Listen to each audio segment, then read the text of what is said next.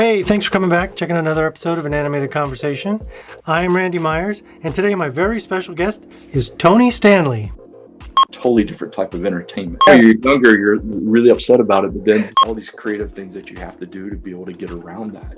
And then you get inserted into these stories, and it becomes a great teaching tool. Probably not a lot I can talk about, but I am excited for the future. So my guest today is Tony Stanley. How are you, Tony? I'm doing great, Randy. How are you, buddy? Good. Long time. Long time, man. Thank you so much for having me here, man. Just good to catch up with you. I'm glad you had this time. Obviously, you're working at home like everybody else, so we'll get into that. But I love your story, and I want you to have an opportunity to share your story, because when I met you, you were airbrushing T-shirts, Myrtle Beach, South Carolina, and how a guy goes from airbrushing T-shirts or airbrushing anything, because I know that you would have other things come in other than T-shirts sometimes to be airbrushed, to working for Disney Features and then Electronic Arts on some of the most notable titles in not only animation history but video game history. That's the stories people got to hear, and maybe a few people will identify with that, and the simple fact that you are one of the most likable people I've ever met. So I want you to talk about not only your career from an artistic standpoint, but also a personal standpoint too. I want to know the approach you have to your work, regardless of what it is, whether it's animation or working in the video game industry, or even painting T-shirts on Myrtle Beach. What is the approach that you take? So let's rewind and go back as far as you can remember to early influences and your early start in just art. No, I'd be glad to, buddy. Do you mind if I share my screen? I actually have some images that kind of go along with this. This was 1989. Check out that mullet. My shop in Myrtle Beach, South Carolina. Very original name, Tony's Airbrush. Some of the cheesiest beach scenes on license plates and T-shirts you'll ever see. But this is didn't have a whole lot of money growing up, man, and I knew I wanted to be an animator. I knew I didn't have the means of actually going to school to do that, and so this is what I did to save the money. And we were very fortunate at the time. Airbrushing was very popular. I usually started my day about 9 in the morning. I usually painted till about 11 or midnight every day. I mean, it was really busy, and it was just nonstop. And you got that money while you could in the summer. But if it stood still long enough, I painted it. It was a lot of portraits, a lot of jean jackets, Iron Maiden, and even in the winter time, I would customize cars and motorcycles and what have you. But it was a lot of fun, met some really interesting people, but the whole time I knew I wanted to go to Cal Arts and save up for that. So while I was doing this, I was working on my drawing portfolio and was able to submit it and make it to Cal Arts, and that's where I met you. Well, by the way, let's rewind just a little bit more. Who taught you how to airbrush? You know what, there's several people, but one guy in particular, his name is Jimbo Gardner. And Jim was this little Thai guy about this tall, had this cool spiky hair, and he was just amazing. And not only a great artist, but a great showman. And so as he was airbrushing, he was interfacing with the crowd. He had rock music playing. He was just a really cool dude. And I actually met Jim in the wintertime in my hometown of Wilmington, North Carolina. And I went by to watch him airbrush, and in the same day, I actually met my wife. So Valerie was working in a kiosk right next to her selling sunglasses. So all this one day, my whole life just kind of came together. So it was a good day. I'd say so. And so he primarily taught you. What about before airbrushing? Did you draw at home, at school? Were you drawing caricatures of your teachers? It was something I just had to do. I was blessed with. I grew up in a military family, and so every 3 or 4 years we moved around somewhere different. So my drawing became the way I stood out and made friends immediately. And so was really almost like a survival thing, you know, when you go in and just people would recognize it, and I'd do drawings for people. Next thing I know, I was making friends, and it was just something I really enjoyed. So did you get in, Tony, to CalArts the first time you applied? Yeah. Okay. Yeah. Your portfolio, was it just all airbrushes, or what'd you have in your portfolio? There's a few things. I actually studied commercial illustration. This is even older. I don't know if you've seen these pictures. This was a little community college back home. It's all I could afford at the time, but I studied technical illustration, and got my associate's degree doing this. So this was my start. And I had a really great mentor, Mark Patras. He was an amazing painter. And he just kind of let me do what I wanted between, you know, my airbrushing, the technical illustrations, and he also let me experiment with animation. And so I actually made a little commercial, and had no idea what I was doing. I even made my own peg strip and punched my own paper, and I didn't know any different. My peg strips were on top of the paper, not the bottom. I didn't know. That's old school, Tony. You were old school. Yeah, it was fun, but I learned a lot and just knew that I loved it, and just shot it on Super 8, put the sound effects together. It was fun. He just let me roll with it, and I was hooked. And during that time is when I found out about CalArts, and that's where I wanted to go next, but I just wasn't ready at the time financially. Did you have any other options, or was CalArts that you just applied to CalArts? At the time, CalArts, it was there or Sheridan. Okay. You know, Wheeling wasn't a place to go. SCAD was not even a thing at the time. It was CalArts, and you know, it was so far away, and scared to death. But I knew that's what I wanted to do, and so let's see. And you know, another big thing at the time was Roger Rabbit, and that really nailed it for me. Just seeing that come to life, I was like, all right, that's what I want to do. And so after being accepted, you know, Valerie rode with me across country, and they just completed I-40 out of Wilmington, North Carolina, and they just put up the sign said Barstow, California, 2,500.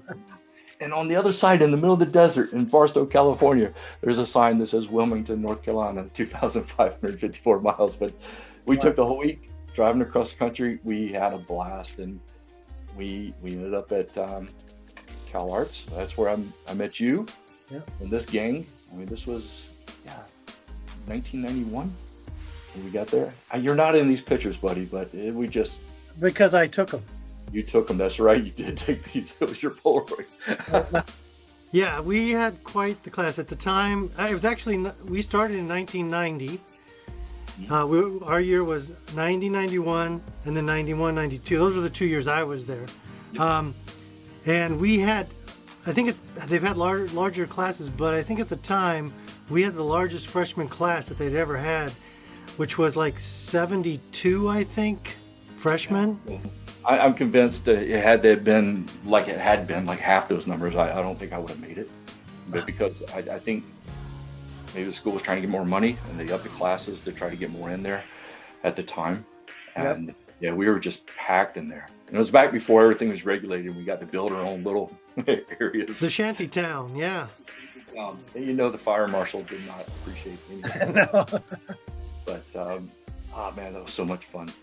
You know, the instructors that we had, you know, on the side, you know, Robert Lance, you know, Chris Buck, Mike Giamo. It was just really great time.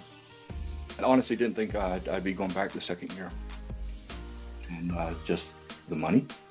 Yeah. And I wasn't sure, and I was so fortunate. Whereas Bob Winquist, who ran the department, him and Glenn Bilpoom, decided that I should receive the Walt Disney Scholarship, which basically paid for my second year. And without that, I don't think I'd be doing what I'm doing today. Do you remember this, Randy? Oh, yeah. I remember us going to visit the set. Is that the hospital? There it is, the hospital. Yeah, we got to watch them shoot that scene. Now, tell them how that came about. Tell everybody watching how that came about. Oh man, that was crazy. So I was still airbrushing on the side, just trying to get money. And I was hitting the Saugus swap meet Yeah, I was there, a lot of times I would park my truck out in front of the swap meet like 3 a.m. and sleep in my truck until they open the gate. So I can go out there and set up and airbrush. And there was a while I was in the Glendale Galleria, and there's some guys that came in and wanted custom jackets done for a movie they were working on. They invited me out to the set, and it was this old hospital out of the 210. And when we walked in there, we saw Linda Hamilton, and then realized they were doing a sequel for Terminator. So yeah, they're shooting Terminator 2. So there was a series of many weeks. We worked on the jackets, and we take and deliver them. We got to watch them shoot, and I would take different people along the way. And it was a collage of different things and things they'd blown up or different parts of the film. And it was really cool. And one night we went, I think John Sanford was with me. They were filming the scene where the Terminator pulled up to the guard shack and shot. I was there. I saw it. Yeah. Right? And I remember I had to go to the bathroom. So I'm looking everywhere for a porta-john, and I was walking up at what I thought was a porta-john. I walked in, and it was a ILM building, and inside was all the prosthetics of Schwarzenegger's head with the Terminator skeleton inside. And I was like, sorry, wrong room. And started backing out. As I walked out, Schwarzenegger was walking up in full Terminator gear. And I never will forget this as long as I live. Like the sun was setting behind him. And it was like almost everything went into slow motion. It's like, bullet holes are in him, right? And how are you?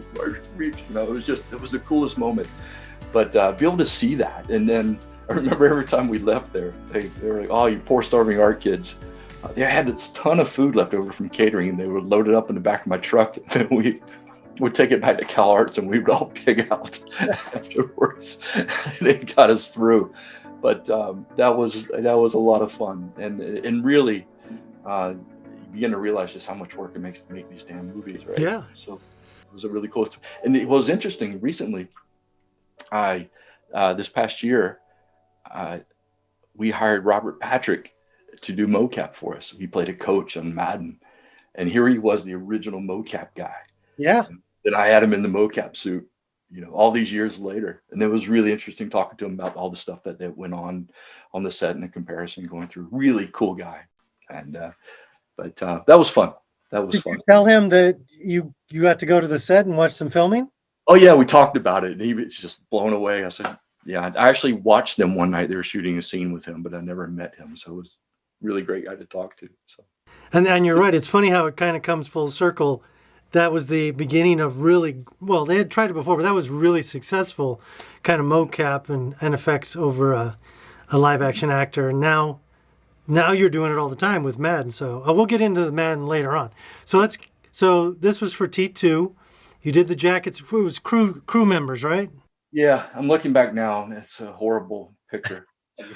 That's an excellent point. Anytime somebody looks back at their early work, they always think it's terrible.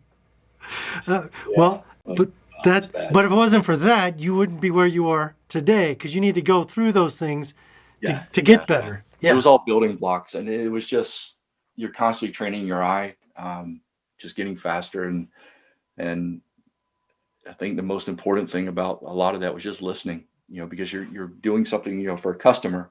And there were many times in Myrtle Beach where I'd have bikers coming up, and it's like, you don't want to screw up those tanks.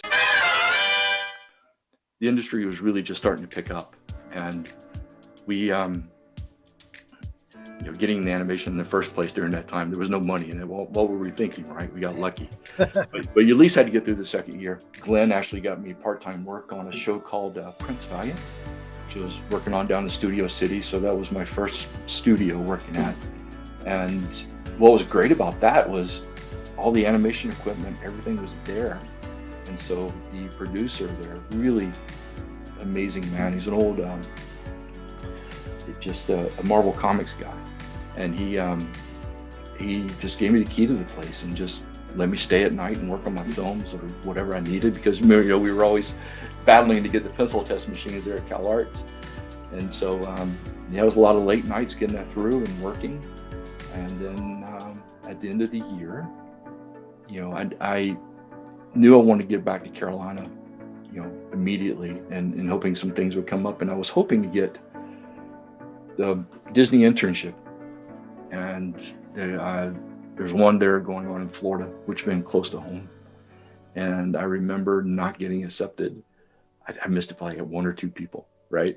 That was close, and it just didn't work out. So man, that was like a really long drive home, you know. But didn't give up. I didn't give up. I just continued working on my portfolio, drawings, and then kept my airbrush business going. And then slowly, you know, I even picked up some commercial work. So this was in Atlanta, Georgia, the book Dinotopia. Mm-hmm. And I animated the commercial for it. So James Gurney wanted his paintings to come to life. So the drawings would slowly, we used color pencil for these, and every frame would slowly dissolve into the oil painting, and then the page would flip and you go to the next. And then it's fall of '93, I got accepted. So here in Florida, Mm-hmm. at the time they were working on The Lion King, and it was just a really intense program, 13 weeks, just animation test one after the other. A lot of old CalArts friends in the class with us. Yep. And then after that, we were asked to stay on and help finish The Lion King. So that was a lot happened in that short amount of time, right? It was like, bam, you're there. And so I did clean up on the hyenas, and man, what a great film to start on, right? Lion King. A lot of people may not know about Disney's Florida studio. Were you guys in what we called the fishbowl, where they would do the tours, be able to look through glass and see you guys working? It wasn't Yeah. it wasn't an actual animatronic character. It was you and other real people doing the actual work. And at the time, Disney split the production and had some of it going on in Burbank and some in Florida, right? Yeah, that's correct. Actually, the Lion King, all of the "Can't Wait to Be King" sequence was done in Florida, and there's a lot of different areas. Young Simba, and Nala was done here, and a lot of the hyenas. And so they took on more and more. It was a really support group, and Mulan was the very first feature that we had done all ourselves, going through there. And they were, as the internship, as I was part of, they were building this crew to actually build the studio into a full-on, you know, self-sufficient studio. So I was really fortunate. I never sat over in the fishbowl. Oh, so how did people get chosen for the fishbowl, or did they volunteer? Yeah, a lot of it was just people had been there already, and then as I came in, we expanded to these trailers in the back, and eventually we had our own studio in the back. So I very rarely was over there, but it was like, and after a while, it became like moving wallpaper. You just kind of get used to it. So But didn't the people who were in the fishbowl have some restrictions about things that they could have on their desks and stuff, since the public was able to view them? So they had to be careful not to have anything too obscene or distasteful up on their desks, or drawings or anything like that. They had to watch their behavior and how they dressed. yeah, you're always on show. Well, they do call everybody who works at Disney a cast member, right? That's correct. Yeah. So you were literally part of the show. We had to go through cast member training and all that, and I remember people in the parks hated us because we're allowed to have beards and That's right. walk around in shorts and whatever. So right after The Lion King, I went in and took a job within what they called animation services, which was the commercial division that was attached to it, because they weren't really hiring for features at the time, and we needed work. And so we did like stuff for the parks, various other commercials, and even, believe it or not, video games. I mean, these were the very first video games that I worked on. And so my colleagues at EA understand this. They're like freaking out that I actually did sprite-based animation. But I really learned a lot about that, especially about, you know, being really efficient with your posing, because you had such limited that you can do through there. But and then on the side, there was the scene that James had done when Quasimodo's swinging through the ropes and goes down to free Esmeralda from the burning stake. I animated, he's ripping the ropes off and then grabs her through there. So that was like my first scene I animated going in. I mean, I was like hooked. I was like, yeah, I'll take it. No. So, but after that, So wait a minute, Tone. Hold on. Before you go on, Yeah. the scene you're talking about, how much time did you spend on that one scene? I don't even remember, Randy. It's maybe a week and a half. The reason I'm asking you is people, when you say you worked on that, they might think, oh, you did it in a day. But No. it's a very long, laborious process that's tedious and time consuming, and it takes a long time to do this stuff. Yeah, there was a lot of line mileage on Quasimodo too. Yeah. Just getting that weight right the way you move. Um, it was a challenge, but man, it was fun when you finally get it all together. So the So James you're talking about is James Baxter? that's correct. Yeah. Yes. Apologies. Yeah, I should have been clear with that. And from there, I actually uh, got invited to go join the feature team there in Florida as we were building up Mulan. And one of Glenn Keane's assistants, Press Romanellis, was coming to Florida. And this was going to be his first time supervising a character. He was going to supervise the Shan Yu.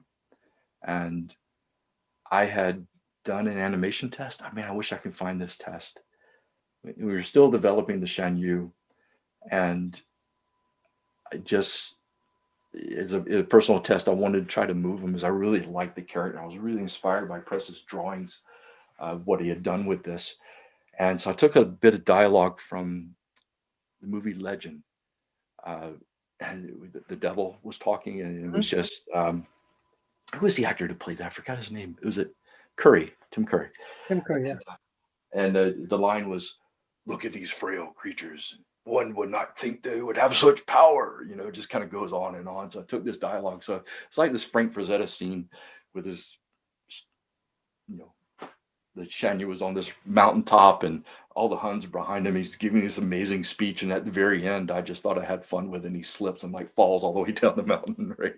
And it got me noticed. Press really liked it. And his exact words were me. He said, "It was crude, but it's got potential. And I'll work with you on that." And that was, Well, it also showed initiative too, right? You took the initiative to go off and do it and find the audio clip and animate to it. So there's something to that too. You showed some motivation there and went out and did it. Tony, did you get for both Hunchback and Mulan? Did you get cast on a single character, or did you work on multiple characters? it was on Hunchback, it was just Quasimodo for the most part. Mulan, I was cast for the Shen Yu, but I worked on a lot of different characters. I even did some character designs for there. So it was here, uh, like Yeah. designing a lot of the various Huns that would go through and animated a lot of the Huns and the horseback and some of the Falcon as it went through. And then, so a lot of the horses and the Huns were CG of some of the very first scenes that we'd had with the Stampede. And I did all the animation of the hand drawn stuff that was intermixed around through there. And then a lot of the Shan Yu. So Press was really kind. Miss him. We Yeah. ended up losing him to leukemia several years ago. But just a really great mentor. And just he just gave me a lot of really great scenes. This is a scene where the Shan Yu's on the rooftop and he's about to charge Mulan coming through. And so I was really thankful, for him in that time. And with so many stories of Glenn Keane and things that he had taught him. And it was funny. I look back on my career. It was like, you know, Press, and then I worked under Bola and Boshiba, and Aaron Blaze was a huge inspiration to me. And all these guys studied under Glenn. I always kind of felt like I was kind of the movie Multiplicity when they learn Yeah. from him. It slowly gets distorted as it goes back through, right? But I always, so many stories about Glenn and just the inspiration, and it was just learned a lot.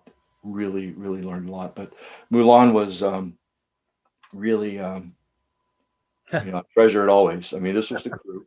Yeah, the here's Press and Trey Finney, Paul Kashik, who works with me at EA now. He made this costume, and it was better than any costume they had in the parks, right?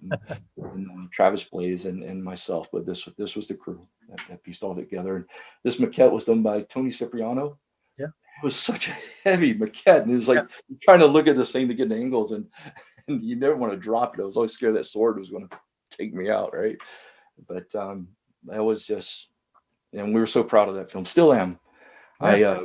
I think as I get later, I want to share a story that happened when I went to Shanghai, and just the importance of Mulan coming through there. But I'll tell you that one a little bit later. Okay. But the see, from I'll skip through these, buddy. One of the great things about being there Oh was, yeah. you know, getting to meet, you know, Frank and Ollie. Yeah. actors that made it all together. Frank and Ollie and Ward Kimball, and that was just really incredible. And then for Lilo and Stitch, that was cast on Jumba Yeah. with Bolem Bushiba, who came from the Paris studio where he worked with Glenn on Tarzan, and just an amazing talent. This man, he drew just like Glenn, and it just at the very beginning of the film, Jumba was supposed to be a bounty hunter, Mm-hmm. and we based him off of John Belushi from 1941, right? Mm-hmm. And there was a lot of story changes. Well, Jumba became, uh, a mad scientist gone wrong. So we ended up having to scrap all this and piece it together. But it was a lot of fun to put together. I even did a lot of miscellaneous characters, and Chris Sanders let me put my family in Lilo and Stitch. So it's when Stitch comes on the beach dressed as Elvis, and Yep. I worked with him on these drawings. But this is me, and this is Christian. He's got his Game Boy in his hand, and Valerie and Kyle was just a baby at the time, and then my dad. And so it goes by like that. But this was let me hit the sound on this. I don't want that blaring through. But just an example of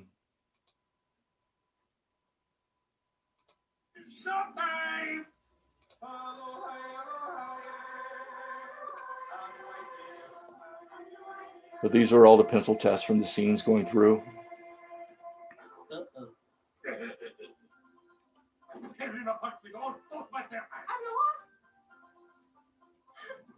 So these are all your pencil tests, right? Yeah. Yep. Yeah, it was a lot of Peakley and a lot of Gantu. Working with Teti on that, or CalArts buddy, be able to take that, and yeah, a lot of these scenes ended up being cut from the film. They were too violent. Like you spend like 3 weeks on a scene and boom, just hits the editing room floor, right? Yep. It was fun.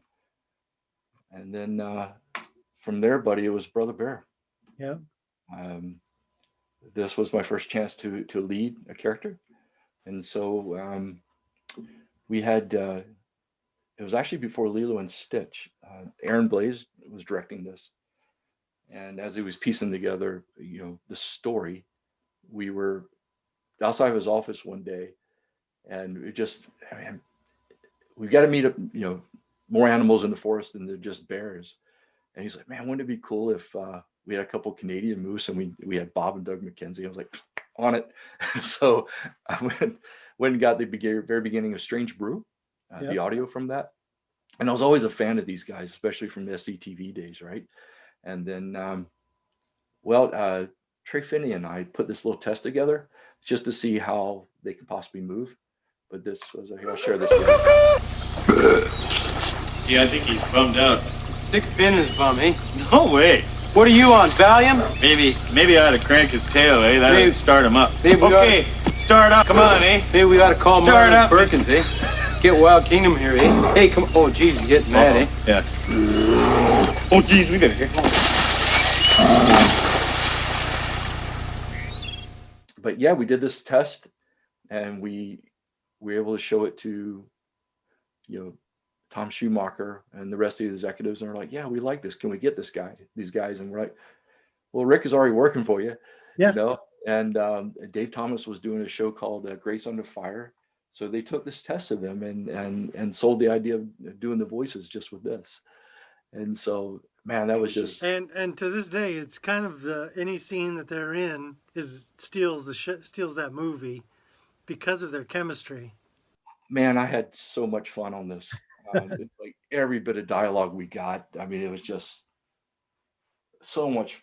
It just every day was I couldn't wait to get to work to animate these guys, and I got to work with my buddy Bruce Johnson, and Bruce did too, and I did Rut, and it was just a pleasure. I mean, it was tough, a quadruped with Yeah. antlers, right?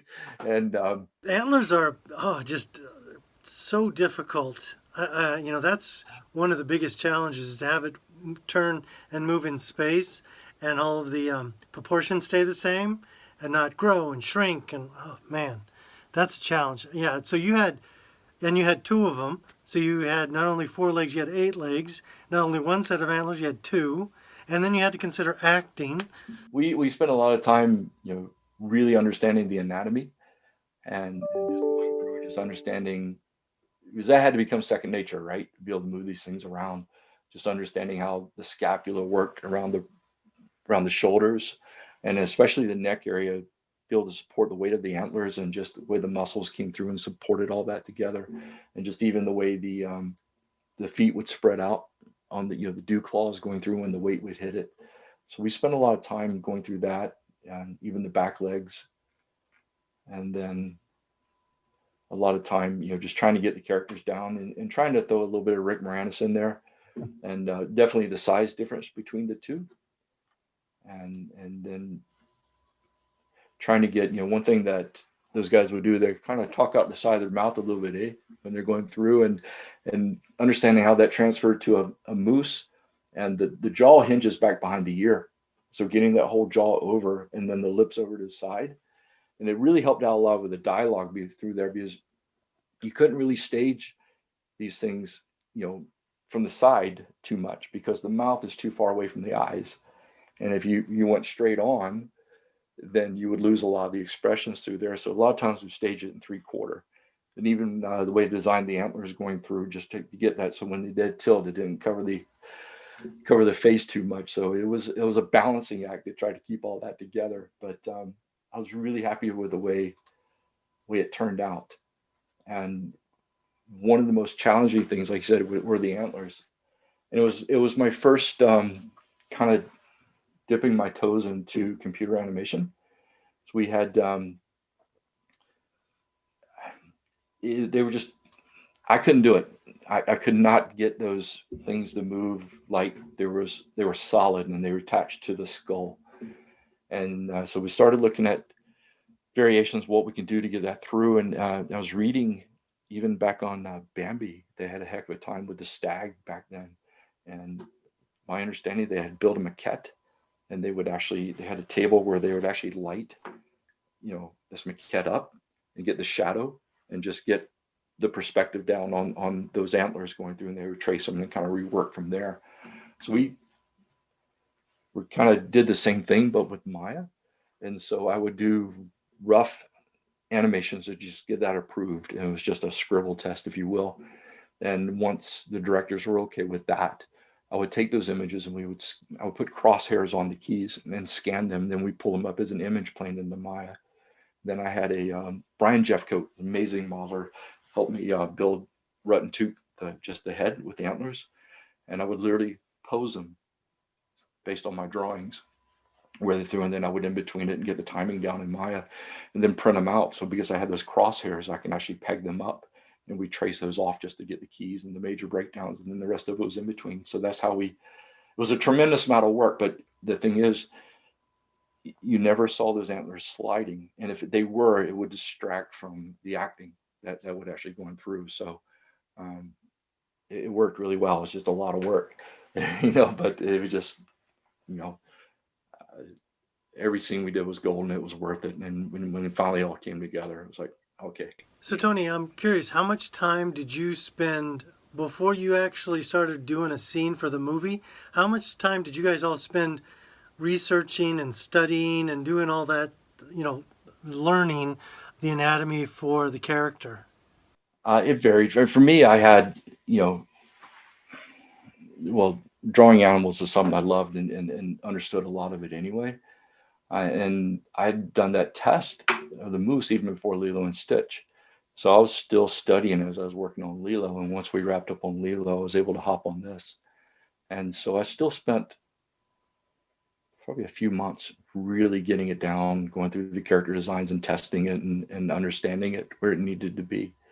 And so there was a lot of time going in, and then of course it was about a year and a half on production, maybe 2 years. It was a lot of time, but it was you know, probably one of the things I'm one of the most proud of. When we got done with it, it was difficult, but it was worth it. And then the last thing, buddy, was My Peoples. Did you ever hear this? No. This was Barry Cook, one of the directors on Mulan. This was his story. It was a really fantastic. It was all set to country music. We were working with Dolly Parton, Travis Tritt, Marty Stewart. They were doing some brilliant stuff, and it's going to be a hybrid 2D, 3D film. Mm-hmm. And it was almost like the Hatfields and McCoys, Mm-hmm. and the folk art pieces came to life, and they would help this couple get together. And we were training to do 3D animation. All the animators are going through computer animation training to get through. And in the end, Barry asked me to animate these characters, Mad Dog Harper and Cousin Otis. And they were 2Ds. And I got to admit, I was a little bummed at first because I really wanted to do 3D animation and learn it. Barry, I'll never forget, it ended up being like, a really nice compliment. He said, Tony, I need somebody who draws well.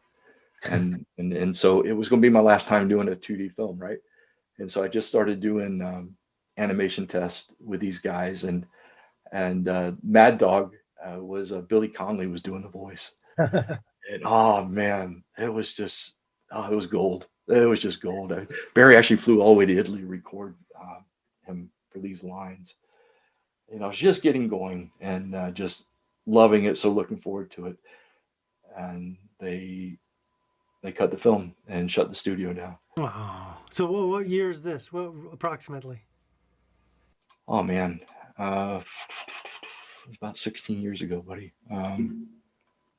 I honestly early 2000s. Yeah, it was heartbreaking. I mean, I was there literally 10 years to the day, and it was my dream to work there. Loved it, loved the people, and it was just a big family, and loved the films that we were doing, and it was all gone. It's gone. Did they ever tell you guys why they shut it down? Yeah, it was well, there were several factors going on, right? Pixar was picking up, and they saw the that was the future, 3D animation. And also there were no other studios in the Florida area, right? Mm. So in LA, you can have a crew coming in working on a film, and then when you're done, core group stays on, but everybody else goes off and works at other studios until they need them again, right? Mm-hmm. And so in Florida, they had to pay for everybody to sit around and wait on the next film. And so it all comes down to money, right? And looking back now, I understand.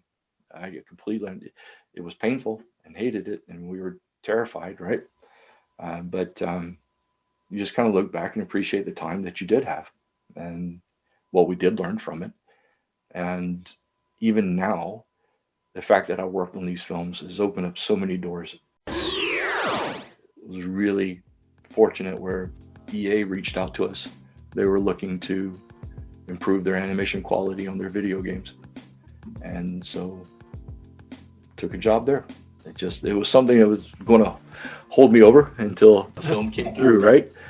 And it's been 16 years, and I look back now, and it was a place that I was needed. They gave me a home. They've treated me very well, and what we've been able to do with these games since then, it's like, okay, yeah, this is where I needed to be. Yeah. And so it was not fun at first. I mean, I hated the limitations. The first thing I animated on was Street 2. Uh-huh. And, getting involved in football, and you had motion capture that you had to clean up, but the motion capture was so far off where you needed to be. And with this particular game, guys were running upside of walls and jumping, right? And there's so much we had to go back and frame over top of that. But I hated the limitations that we had with the rigs and the animations and so forth. And I got more involved in like storyboarding and planning the cinematics, and it's something I've kind of done ever since. So the whole opening of Street, I storyboarded this, directed it, did everything to it. So a bit of a music video type thing, but I was like, okay, I can make this work.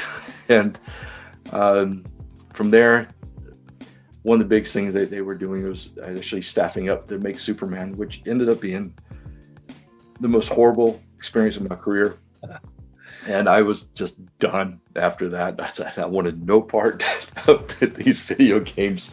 It was bad, man. And so I had directed a lot of cinematics. So there was so much stuff we'd thrown away and started over. It was just horribly planned. I was so upset that I actually, went looking for feature film work and went all the way to Oregon to see if that was going to be something for us. I actually took a leave of absence from EA because they didn't have anything for us at the time anyway. And so at the time, Leica was building up a 3D film division. So they were doing Coraline, and Jack and Ben was going to be their 3D film. And so really talented Jorn Holbein was directing Disney, and he was a story guy at Pixar. Just a really incredible crew there. I still keep in contact with a lot of these people, but actually loved it and what they were doing. And honestly, but it just came down to a really hard decision, just putting family first. Christian had some really great college opportunities in Florida. The rain in Oregon was an issue. And also, really in the back of my mind, I felt like they were leaning more towards the stop motion animation, and I ended up being right. So it was a difficult decision.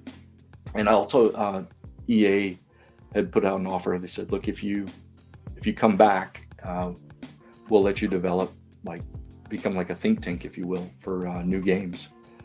And so we decided to stay in Florida. And when I get back, it was actually a lot of fun. That we were developing all kinds of ideas for games. And so I just did a lot of concept painting and animatics and just ideas. The Nintendo DS was a big thing at the time. This was going to be like a steampunk type thing for Huck Finn. There were different types of games, mixtures of games we were going through. And at one point I was developing what we call Moto X. We were going to work with ESPN on developing a motorcycle game. So they sent me out to the X Games for a week to hang out. I was like, that's not a bad gig, right? I just had the company credit card and front row for all the events, skateboarding, everything. Just got to hang out with all the athletes. That was a lot of fun. That was a lot of fun. And no, that was a lot of hard work and research, Tony. Yeah, I climbed to the top of this ramp. It was an incredible view in the Staples Center, right? But it was, no, you're making the connections, you're learning, right, what to put in there. And that didn't last long. That ended up getting canceled. And so from there, NASCAR, getting involved in that. And we did the opening with Jeff Gordon. And then, and this is, definitely every time you go to a different game, just technically pushing yourself and what you can actually do and learn and piece this together. And a lot of this was actually incorporating the CG background with the live action of Jeff Gordon and getting the lighting right. And, really happy the way that turned out coming through. And from that, we had 1 year left with the NASCAR license. EA was going to do away with it. They didn't want to spend a lot of money. And so we had developed this, what we called Redneck Mario Kart, right? Mm-hmm. It was just a cartoon version of NASCAR. And worked with an amazing crew up in our North Carolina studio. So I got to go home, right? And so, from that, I got the art directors and helped design it. And just what the cartoon versions of the drivers going to be, the cars, had developed this whole series of villains. Mm-hmm. That you can race against. Nice. And just put together the style guides. And what was fun with this, I didn't want it to be just like you're going around NASCAR tracks. it helped growing in the South, knowing these things, right? And I airbrushed a few of these T-shirts. But with the tracks, I didn't want to be just a regular track. I wanted to incorporate the area that track was encompassed in, and being close to Daytona Beach. The producer let me take the card. I got to go hang out in spring break over in Daytona for the day. And as I was going around the track, I was like, let's see what else is here. And I actually went driving through town, and there's a wonderful little Art Deco section down by the Intercoastal Waterway. It's a drawbridge, and then NASCAR started on the beach there, because the you can still drive on the beach there to this day, and half the track was down the road, and then there are big sandbanks that came around, and then you would drive on the beach. And so it was a big loop going through there. So I said, all right, there we go. So I incorporated all that together. And so with the prototype, just taking my reference, and then with the concept paintings on one of these, actually come down to the beach. And we built this prototype and took it to Charlotte, to NASCAR headquarters. And that was really cool, actually selling the idea to NASCAR. They're like, we love it, let's do it. So we had to spend the next few days going around to the different the team owners, and just meeting with them, making sure, and we got to go ahead. And so spent the next, I think we only had 8 months to put this thing together, but we had ideas for other tracks going through, like Bristol. You run through the Blue Ridge Parkway, and just made up tracks too as we went through. But it ended up selling really well. It actually made like more money than the regular NASCAR game. But well, you probably would have done even better if you had called it Redneck Mario Kart. Yeah, we probably got sued. But it was fun, man. But I learned a lot, and that was like my first opportunity to really art direct and design and finish a game, and realizing that I can actually start mixing what I had learned at Disney with what I was learning making the games. And it was just the whole new world just opened up to me. But it also sounds like EA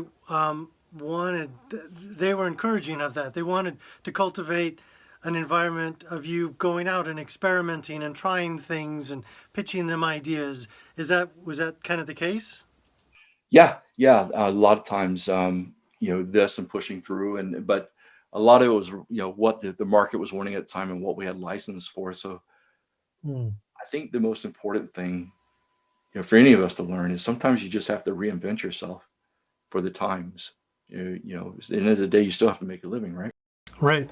So, it's not always what you want to do, but sometimes what you have to do ends up leading to other possibilities. Yep. And end up being better than you anticipated. And I think, for me personally, having go through that, and it was not easy.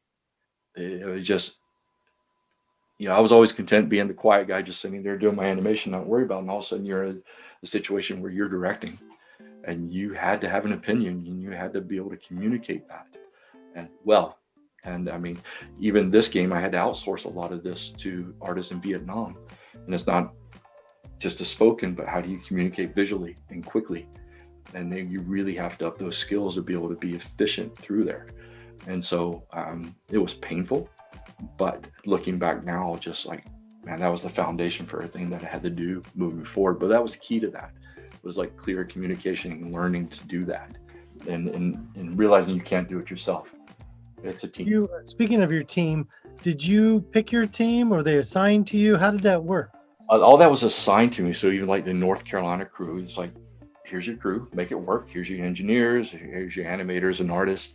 And then with the outsourcing, I had like 3 different outsource companies that I sent tests to and worked with them. And then I was able to make the decision which one we're going with. But once you make the decision, you got to roll with that.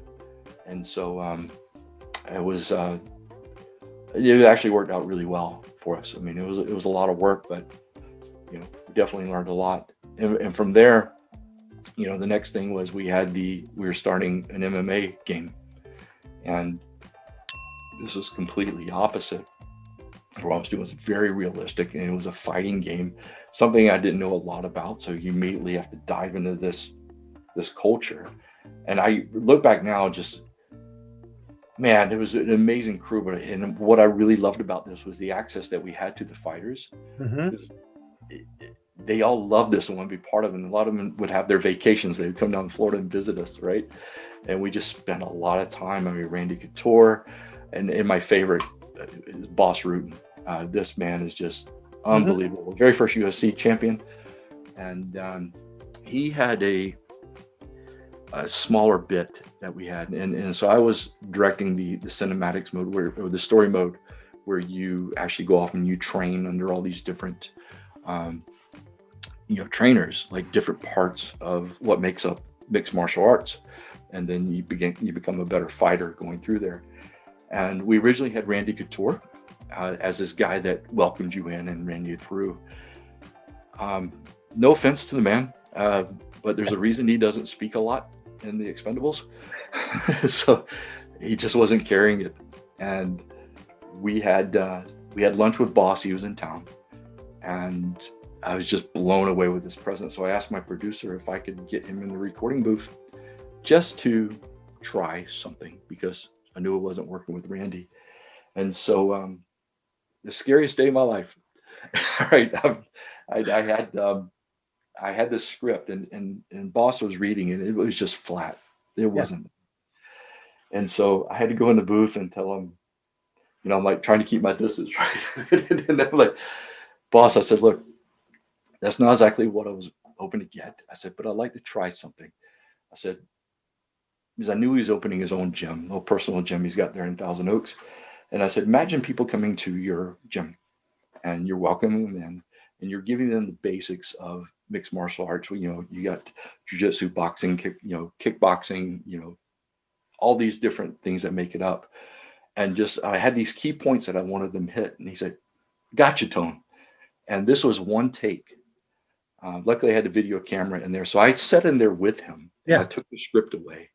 And first of all, we got to learn the basics. The basics are the most important thing in mixed martial arts. Actually, the basics are the most important thing in everything. The foundation of a house. If the foundation of a house is not right, boom, it will eventually crumble. And you do not want to crumble in a fight. First of all, and there's more that went to this, but man, this was beautiful. I mean, just first take, and you just let him go, right? Yeah.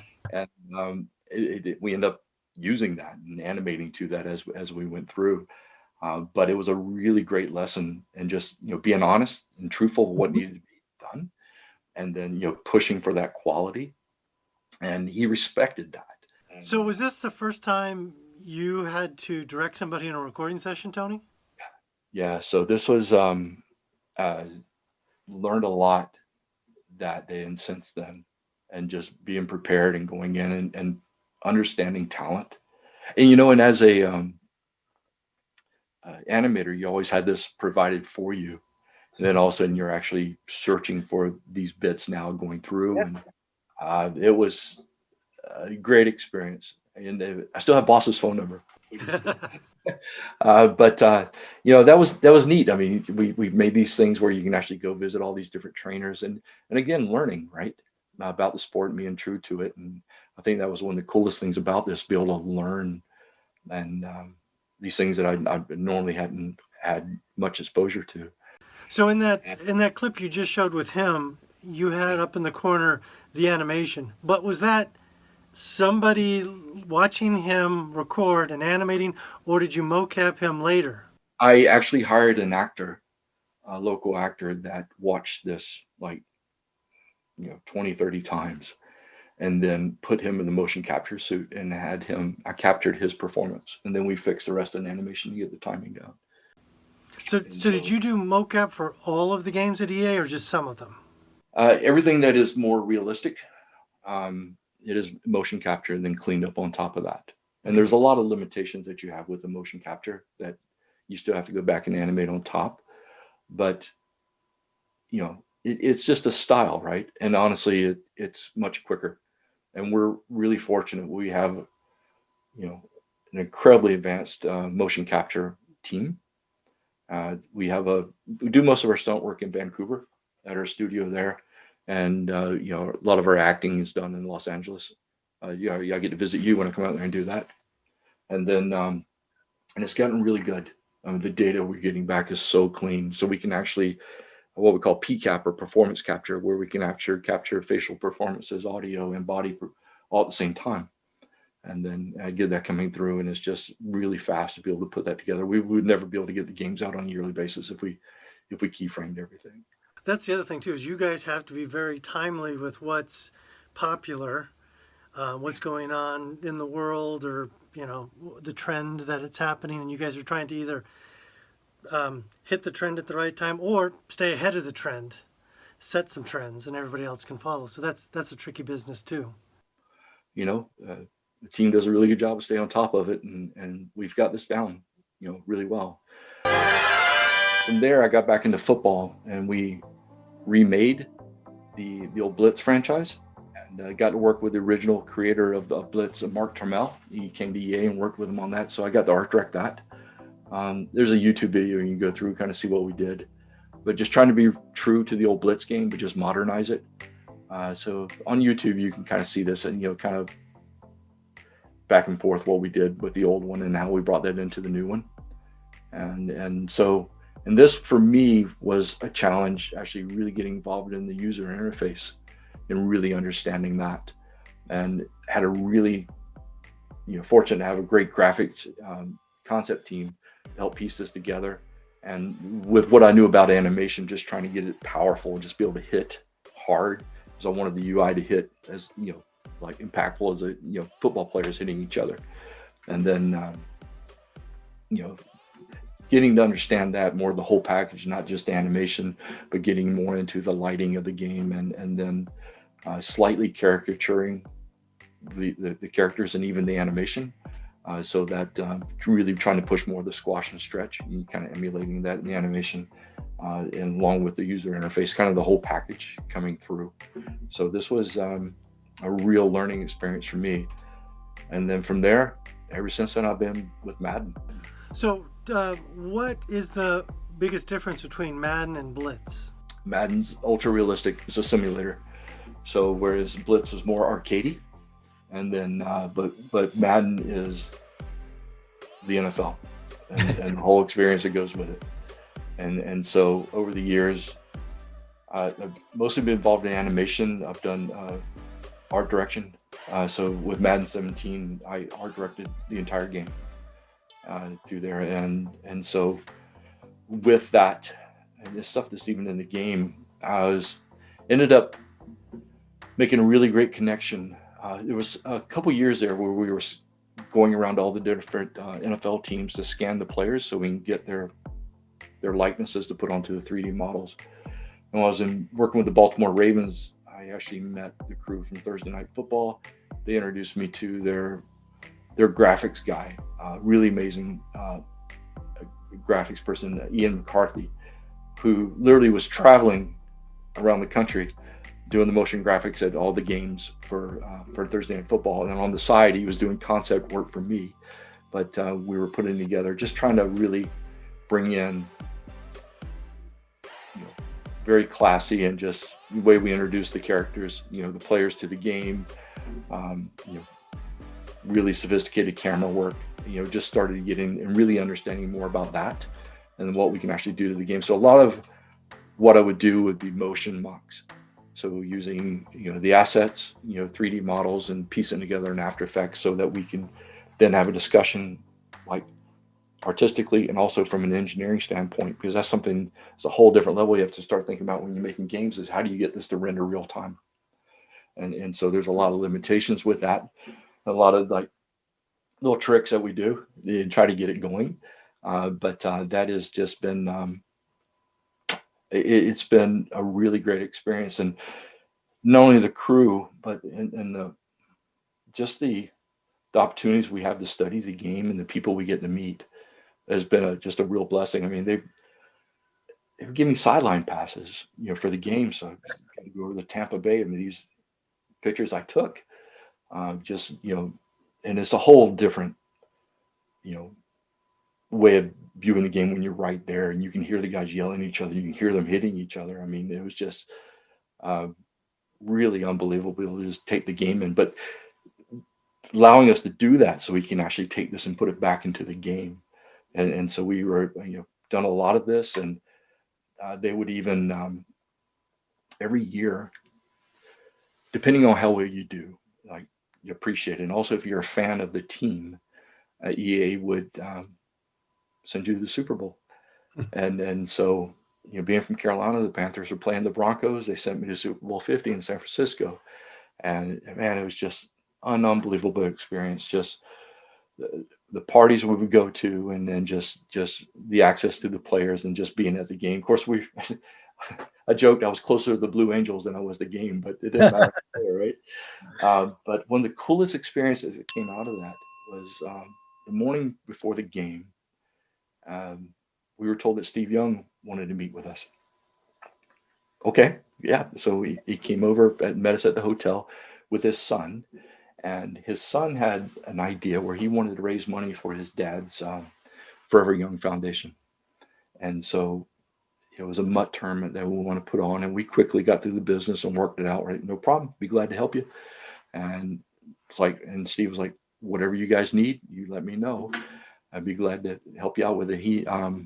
So he's just talking with us, and my boss had asked him what he was going to do after the Super Bowl, right? He's like, I'm going to Disney World, right? Literally, that's what he was. ESPN, known by Disney. He said, we're going to take a trip to Florida. Well, hey, we're right there. We'd love to have you come by.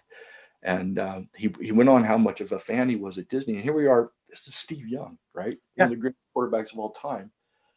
Long story short, they were a fan of Brother Bear. Yeah. And so he lit up when he told him what I did. And so when he came by, everybody in the studio got Steve Young's autograph, and he got mine. And I did a drawing for Ref for him, and he's just an awesome guy. But he met everybody, took pictures. Just an amazing experience with that. And that happens all the time with these guys that you put on these pedestals of where they are in society, and a lot of them, especially the younger ones that grew up with Madden, they're just excited to meet us, and the fact that we're putting in the game. So that's been a really awesome experience.